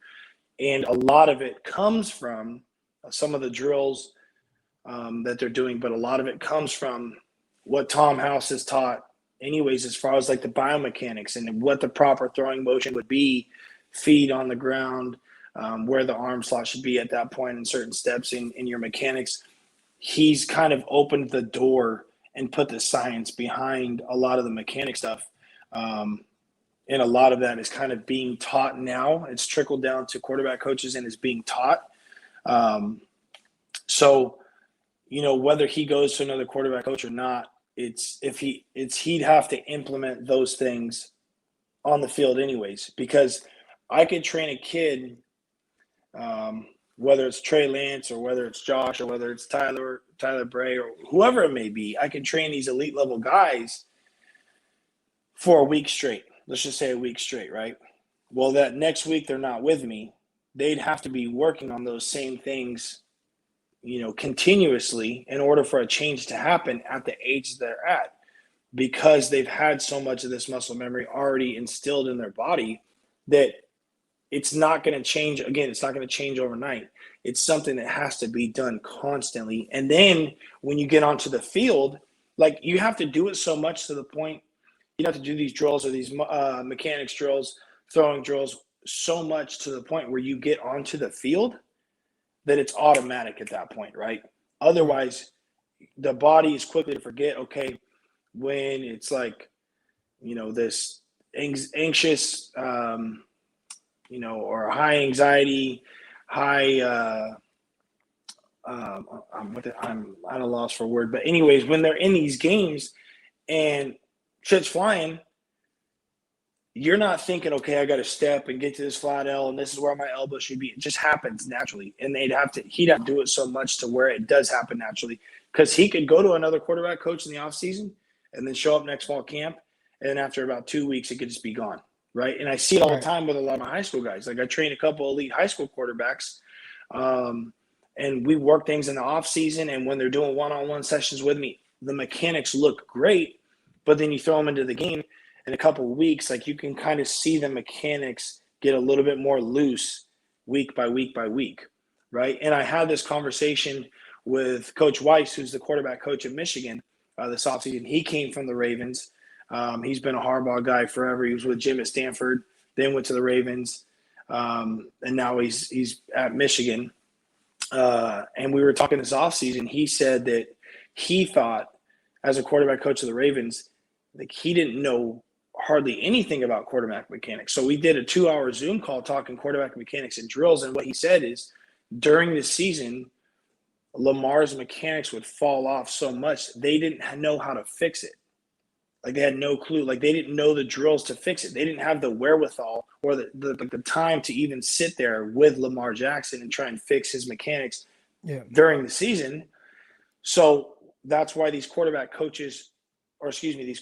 go to quarterback coaches in the offseason to try and revamp and clean up those mechanics. And he thought at some point or another he could see quarterback coaches or quarterback specialists, mechanics guys, be on staff with these NFL teams throughout the season, so that a couple times a week they're still continuing to work on their quarterback mechanics amongst, doing the offensive meetings and practice walkthroughs, whatever it may be. But a part of that would be mechanical based stuff and going over the throwing motion, et cetera. So he said that would be huge. Yeah, it would be huge. So, maybe there's an opportunity for me at some point or another in the future to do that, but I don't know. That's a key thing, because a lot of people think that development of players, they think a lot of it happens during the season, which is not the case. A lot of times during the season, I think for a quarterback, the development process is really the mental aspect of it. And that's really the case for all the other positions. Like, they're trying to get you on the field. They're not developing. If you're a cornerback and it's in season, they're not developing your back. They're not working on your back pedal. Like, hey, this step, get out. It's like, dude, it's 3x1. You got to do yada, yada, yada. You're supposed to get over there to that side. And they're trying to develop that aspect of it, right? The mental aspect of it. We do have a couple super chats here, and they kind of tie in together. So I'll ask one first, and then I'll ask the other one. All right. So here's one from our guy Miguel. Would you guys play Jimmy G or Trey Lance against the Colts? Who would you play? Both. No. If Jimmy's healthy, who would I play? Jimmy's 100%. Are we talking? Okay, are we talking? They got a bye week coming up. They got a weekend this week right now. Right. They're on bye, and then after that they play the Colts. Who are you playing? You got to start a guy. I'm going to catch a lot of heat for this. It depends. To me, honestly, it depends on the offense that Shanahan's going to bring to the game. So you're saying if he's going to bring that BS he just pulled, then you'd rather see Jimmy Garoppolo? Yeah. I would rather see Trey Lance right now. At this point, I would rather see Trey Lance in the offense that Shanahan has run and has been consistent with, and give the kid a chance with that offense. Don't give him the BS watered down shit show that we've been watching. Give him something to build off of. Give him an offense that we've built off of. Otherwise, I mean, if we're going to get that, then who's going to give us the best chance to win? If it's Jimmy G, then so be it. We're talking about wins and losses at this point. Look at my son here. He just woke up here from his slumber. But no, I honestly, I would like to see Trey Lance in the offense that we've been consistent with. That's my opinion. I think that what he brings is exciting. There's going to be some errant throws. There's going to be some misses.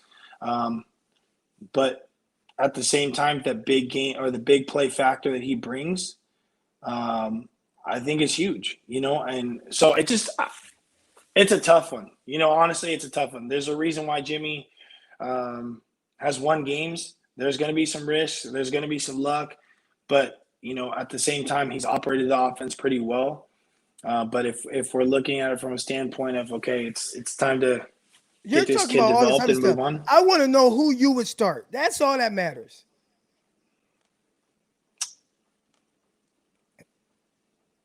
Who you started?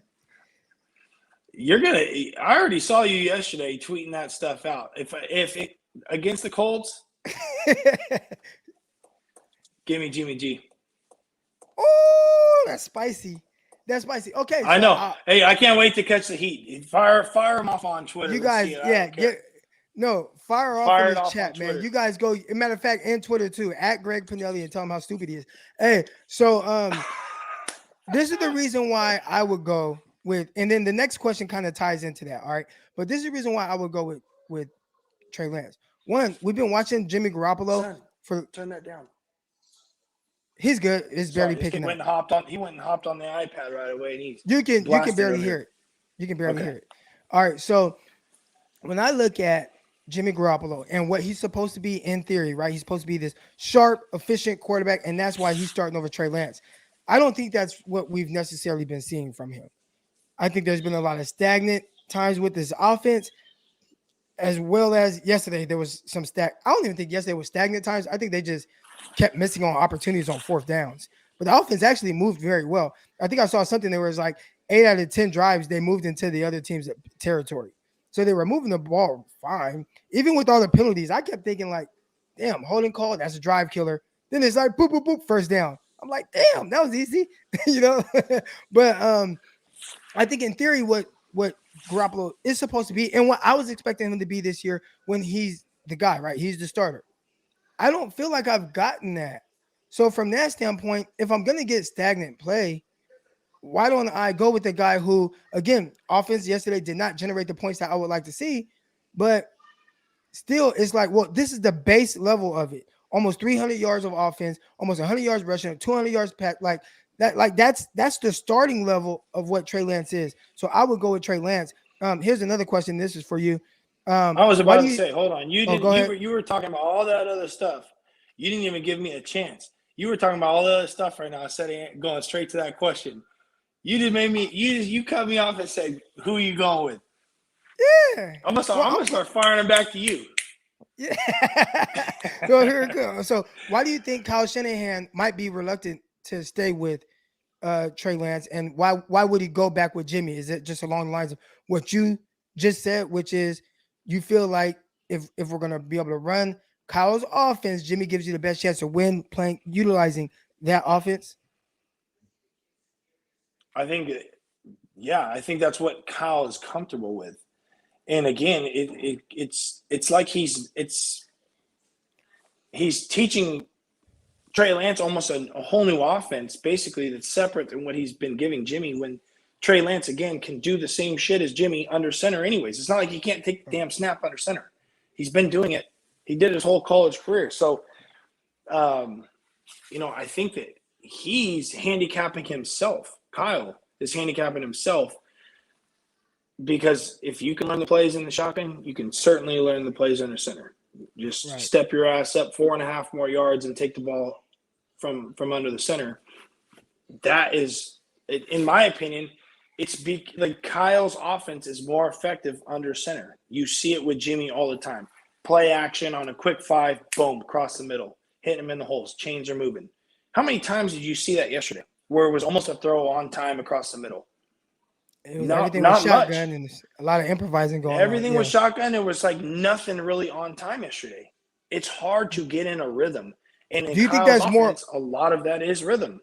Do you think that's more on Trey Lance and the youth and immaturity of him as a quarterback, or do you think that's because of the offense that he was given to try to execute yesterday? I think it's a little bit of both. You know, putting him in a good position with good play action, good run game. And that's another thing. The Niners have to get the run game cooking. We saw it against the Packers. When the Niners run game was shit, what happened? We got outscored in the first quarter, right? Then the run game started working, started cooking a little bit, especially in the second half. And then you see the offense start clicking, right? That's the offense that we've been used to seeing, right? And it's like when the run game doesn't work, it's almost like Shanahan's trying to just pick and pull plays randomly and seeing what's working, and it's not necessarily working. So I think that, and just to go back to the quarterback question, like who would you rather start? Like, I think that Trey brings more to the game. It's not that. Like if I had to go get a win tomorrow with what we have right now with the team, I would take Jimmy. Do I think that Trey brings more to the game? Absolutely. But he's still a little bit younger. There's going to be some of those errant missed throws. Not that Jimmy doesn't do that. But from what I've seen based off of Shanahan and what he's given Jimmy and what he's given Trey and the play calls associated with that, I would take Jimmy to go get the win. And I think that history shows with Shanahan, when Jimmy's not in the game, he doesn't win as many games, right? Right. That's just history. Right? Those are facts on paper. At the end of the day. So I would take Jimmy, but I think that what Trey brings and what we saw yesterday, I'm watching, I'm like, okay, like, yes, there's negatives, but there's a lot of positives, right? And I think that what he is going to bring to the 49ers is special. Whether it's with Shanahan, and again, people are going to say Shanahan's lost it, Shanahan's predictable, Shanahan's this and that. God forbid they get a new coach. God forbid Shanahan stays. I think that what he's going to bring to the 49ers is going to be special. I think that his abilities to make big plays is special. His arm is huge. He's a freaking tough dude. I just worry at the pace he's going at. If this continues with the offensive play calls that we have right now, how long is the damn kid going to last to stay in the game and be healthy? Because he's taking so many shots. So many shots that I don't think he should be taking. So someone just asked this, and Max, I appreciate the contribution. Can he get a sliding coach? Like, you got to go to the baseball guys for that. Like, you look at Josh last night, right? Josh takes off a couple times, right? And he's not going to get head-on shots, but he sees dudes next to him. He feels guys next to him. So what does he do? He goes down. Josh, first year, second year, no way you were watching that shit. I saw him get knocked out the game against the Patriots. Yeah, exactly. So he would just most of them would just roll. As you get more comfortable, that's going to happen, right? I don't know what happened with your picture there. Can you still hear? Oh, yeah, I can still hear you. Somebody's probably calling me. Oh, okay, I'm back. So, I don't know what's going on like with your picture. Yeah, there's something started going on there. But little kitty cat, yeah, Garfield looking. Yeah, there you go. So I think that the sliding stuff will come a little bit more in the future. I'm sure they're going to tell him, hey, slide a little bit more, whatever it may be. But I think that it'll come with experience. And I think just playing more games, doing it a little bit more often in the NFL. Like, again, you saw last night where there's these wide open runs that Josh had and he's sliding in the middle of the field, but he already picked up 25, 30 yards and he'll go down just to save himself of that contact. So, yeah, I think I would like to see a little bit more of that from Trey, just because of the simple fact that yesterday he took a ton of hits, and I'm thinking, how is he going to last? It's like, damn near, it's like you're looking at him from like a running back perspective. He ran so much yesterday, and it's like, are we going to overwork this kid too soon and ended up, risking his health just for a quarterback draw or whatever it may be? Like, we couldn't dial up a little, something else. And I get it. He brings that ability, right? He brings that running ability to extend plays with his feet. He brings that ability to take a gun snap and do a quarterback draw or whatever. But it's become so predictable within the first, 4 weeks of the season, 5 weeks of the season, that when he's coming in, it's like, all right, this is Trey Lance is running the ball now out of the shotgun. Or it's going to be zone read out of the shotgun. Because I watched Josh Allen last night, and I see him do a QB power, and he runs in for a touchdown, right? But what you're saying is Yeah, they utilize that, but it's not something that's as predictable as what we've seen from the 49ers, where you're kind of expecting it. With Josh Allen is more so of, hey, this is just an added element, and at any point I can use it, but that's not the basis of my offense, No, which they wasn't the case for the utilize it. 49ers last night. Right. They'll utilize it, but they don't rely on it. Right? If that makes sense. The Niners offense looks like they're relying on Trey Lance to pick up the ground game yards that they're lacking from the running backs and lacking that they're getting from the O-line, because the run, if you look at the run scheme, it looks like crap right now. How many rushing yards the Niners have on offense besides Trey Lance yesterday? Mitchell ran well. I'd have to look and see. And that's the thing. Like, it's like, why did you go away from Mitchell? I thought he was running very well, but let's see. I know he had 10 carries. I would say it would be upwards around 50 yards rushing. I'm trying to pull up the box scores right now. Let's see. That's not helping me. Nope, this is not going to help me. It's kind of hard for me to pull up the box score. So let's say he had 50 to 60 yards on the ground. So if you told me that the Niners had 50 to 60 yards rushing on the ground without Trey Lance, if you had 50 to 60 on the ground with Jimmy Garoppolo in the game, what would you say? The ground game sucked, right? Right.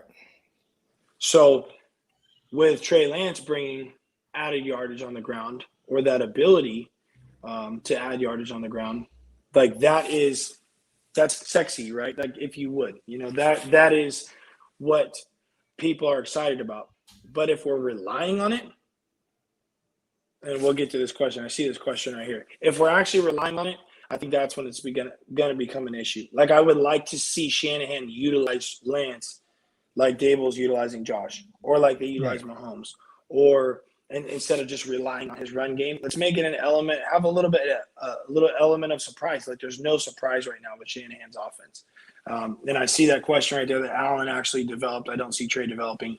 Again, and this is no shot. We all love overreactions, right? Like, that's the thing that people like to do.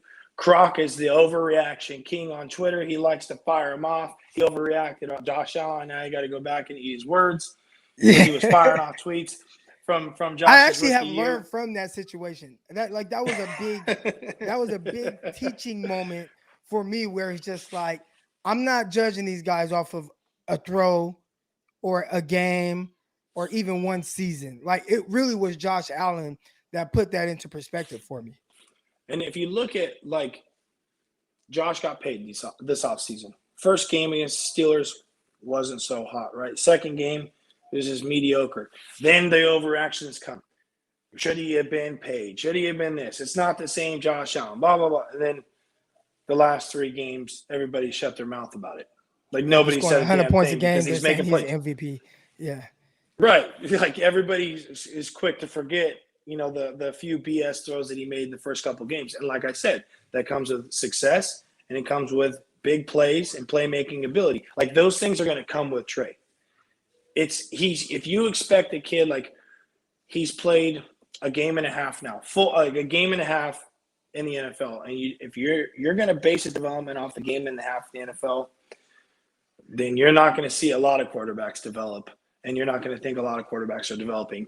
So again, it's not a shot at you. It's just I think that you got to give it time. Like this, if all rookies could develop, or you based their development off of a game and a half, most of them would be out of the league by now. And there would be a couple more that would be in the league that did better in those 1.5 games that did shitty the rest of the season. So right. I would rather Trey Lance. Obviously we want to see him win games. We want to see his development go through the roof right off the bat. But it's unrealistic expectations. It's going to take some time. But again, when that time is up, and when the time comes where it's at the end of the season, it's 5 weeks, 10 weeks down the road, and he's playing, it's into next season, the things that he brings is going to be exciting to watch. Like, I know that. I could be wrong. Like, he could be a guy that's just got a hose, and we didn't use him the right way, and he's on to another team, and he has some accuracy issues, and maybe he doesn't pick up the offense, or they don't run the same offense with him and never give him a true chance. I don't know what the future looks like, but I feel like what I'm seeing is similar to what I saw with Josh, similar to what we saw with Mahomes, similar to what we see with these other big arm quarterbacks. That they're going to squeeze some balls in there or you're going to question at times. They're going to throw some balls that aren't necessarily accurate because they have big arms, and they're going to try and make those throws that other people wouldn't even attempt to make. Now, high risk, high reward, right? Like there's some high risk throws that Mahomes makes. There's some high risk throws that Josh makes. There's some high risk feel like throws the that throw, even the Herbert's touchdown, making. well, the touchdown to Knox, like that wasn't something where it was just like, yeah, this is just so open, right? It was like he ran he's the rolling post out and he pointed. he pointed. just Are you threw it talking about over that the one? defender. It was like when he Yeah, he threw was it like rolling out over and the the safety defender.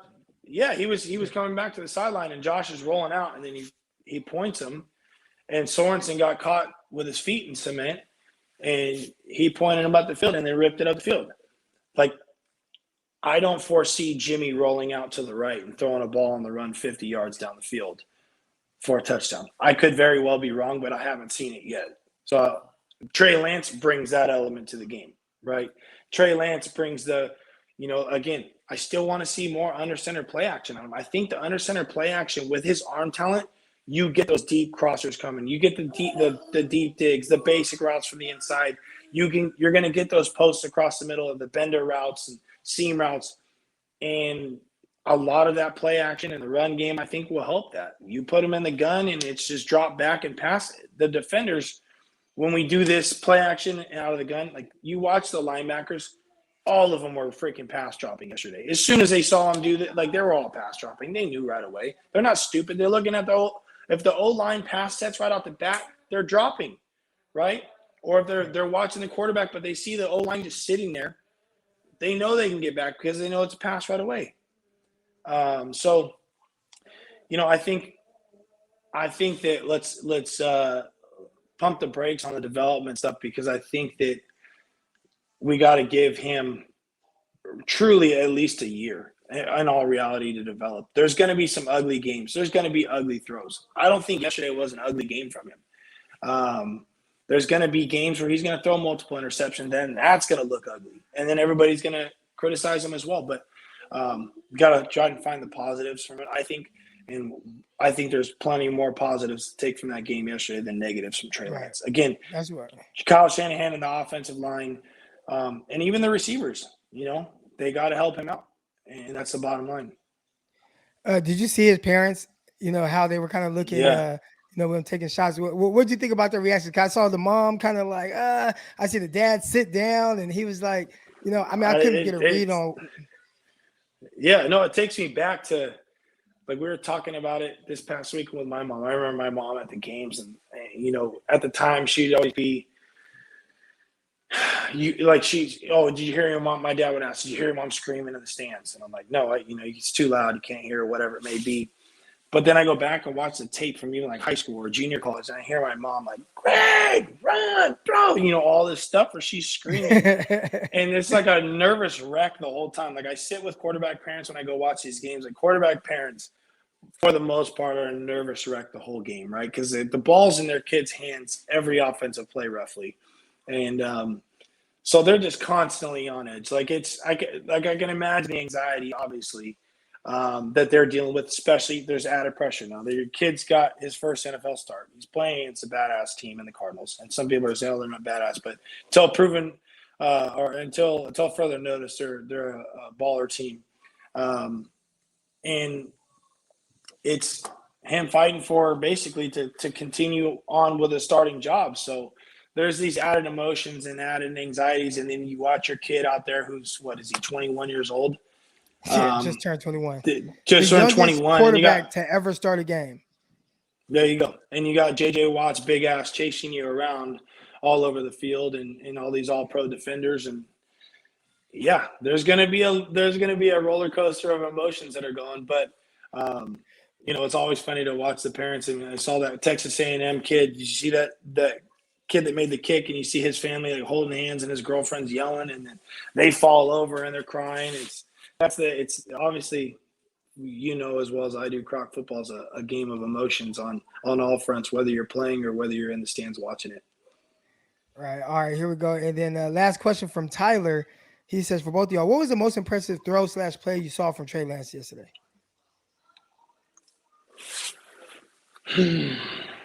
While you think about it, I'll talk about. Oh, go ahead. Go ahead. You mentioned it earlier. Was it the one to Debo, the layered throw? Yeah, that one to me sticks out. It's a layered throw. That was kind of special. What was it as special as I think in my head? Because I see him in the pocket, it's getting weird. He rolls right and he just rips it like on the move, rips it on the line, 25 yards in the air. Like I don't even think it really had any arc to it. It was just like, phew.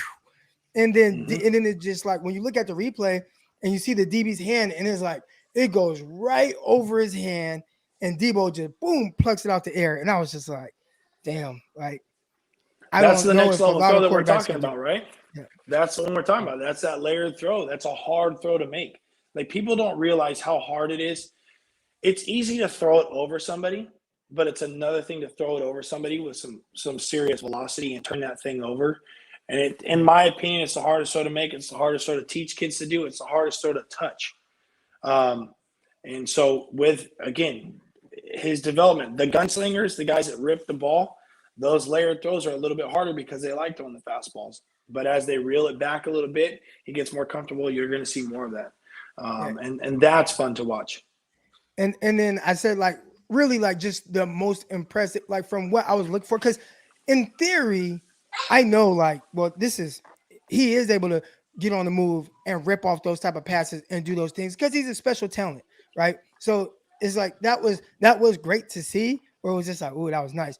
But the most impressive to me will still be you had the blitz coming. He hung in there. He's looking downfield. He hits the check down. He is juice in a spot, perfect spot for him to be able to catch and run. And that was impressive just because he's going to go through times where maybe he doesn't see the field well, right?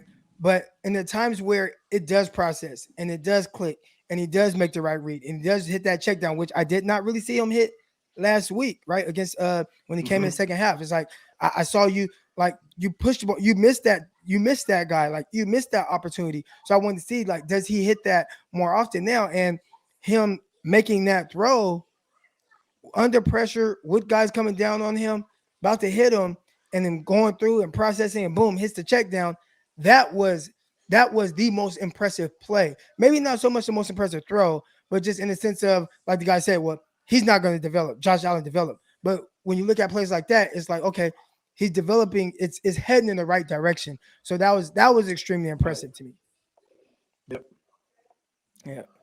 But man, I've had you for over an hour, so I'm gonna get you off of here, man, and I'll get back to some of these people, let them come on. But as always, man, I appreciate you coming on. And much love, Croc. I appreciate you. Yeah, I think everybody appreciates you too. You got there's been up to like 350 people in here watching you. So I think they appreciate you as well. And shoes, man, I'll see you next week. All right, Croc. All right. We'll see you. All right, here we go. And I'll be back with you guys in 30 seconds.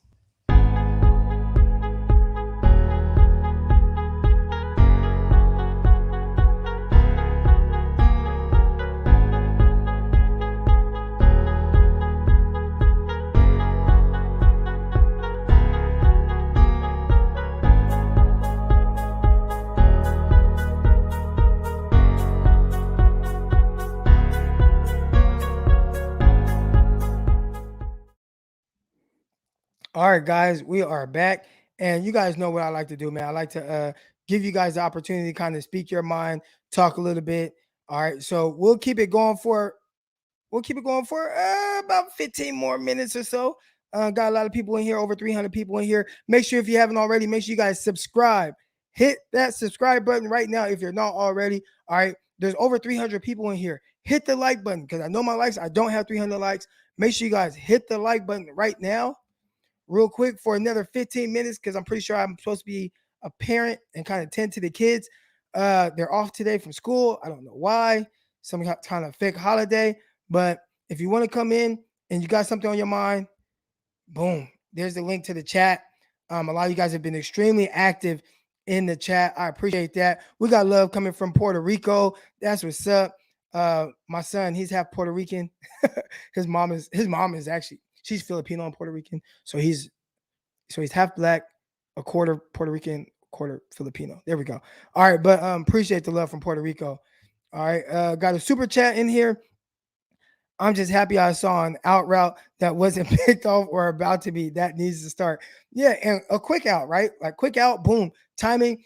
Those are some of the plays when people talk about the development and progression of Trey Lance, and they skip over those type of moments, like those type of throws where it's 1, 2, 3 balls out because it looks so routine. And of course, it's supposed to look routine, but there have been times with Trey Lance where those haven't been routine. So even those type of throws, I take those as like, small wins, small gains where he steps back, gets the ball out on time, good stuff. We were asked about, and I appreciate the contribution. We were asked about the best throws.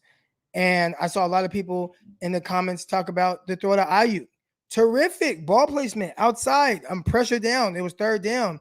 Terrific job, getting the ball out there in the location to where Ayuk can make a play, and he did. And I don't know why Ayuk's not more involved consistently on things offensively. We'll see what's going on with that.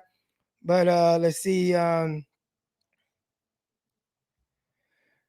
They knew deep down we are not a win now roster. I think when it comes to Kyle Shanahan and it comes to coaches in the NFL, man, it's always win now. It's always win now. So, in the sense of, I guess, realistic expectations on where you are to win a Super Bowl, I believe that the way that they constructed this roster, they felt like it gave them a chance to win the Super Bowl. Obviously, the results haven't been of that. Obviously, you had some injuries that you've been dealing with now for I don't know how many years, and that has maybe changed what the goal is, but for them, they still got their foot on the pedal. So if we don't see a Trey Lance and Kyle Shanahan goes back to Jimmy Garoppolo, that would be the reason why, right? That would be the reason why. Again, if you haven't already, make sure you guys hit that subscribe button, hit the like button right now. Hit the like button. All right, got another contribution. I appreciate it. Great show. Keep up the good work. I appreciate it. Coming to you guys every morning. We got after a little bit later this morning because I had a private session. So I had a private, I train athletes. Most of you guys know. I had a private session. So I think this got started 30 minutes after the time that we had been getting after it last week when we started this whole thing. This is good right here. Kansas City, they have the same record as the 49ers, which is true. But I think Kansas City Chiefs have built up more equity, right? Andy Reid has more equity built up with what people think of him, how they view him. He's been to 3 straight AFC Championship games and 2 straight Super Bowls. And he was offsides away from being in 3 straight Super Bowls. So them being 2 and 3, people are going to view that different. They have Patrick Mahomes at quarterback. People are going to assume that they're just going to get it right, and more times than not, they will. So that's why there's more backlash on a Kyle Shanahan because he doesn't have the equity built up. He has 1 winning season in 4 years for different reasons. Doesn't have the quarterback like Patrick Mahomes. Trying to figure it out with Trey Lance. There has to be the development aspect of it. Are people going to be patient? We're going through it. Is he going to be patient with going through it? Is Jay York going to be patient with going through it? I would assume that's what the case was, or what everybody thought was going to happen. But I'm not going to say, and I'm looking at the comments right now, and I see Kyle Shanahan is trash. Kyle Shanahan has a big ego. I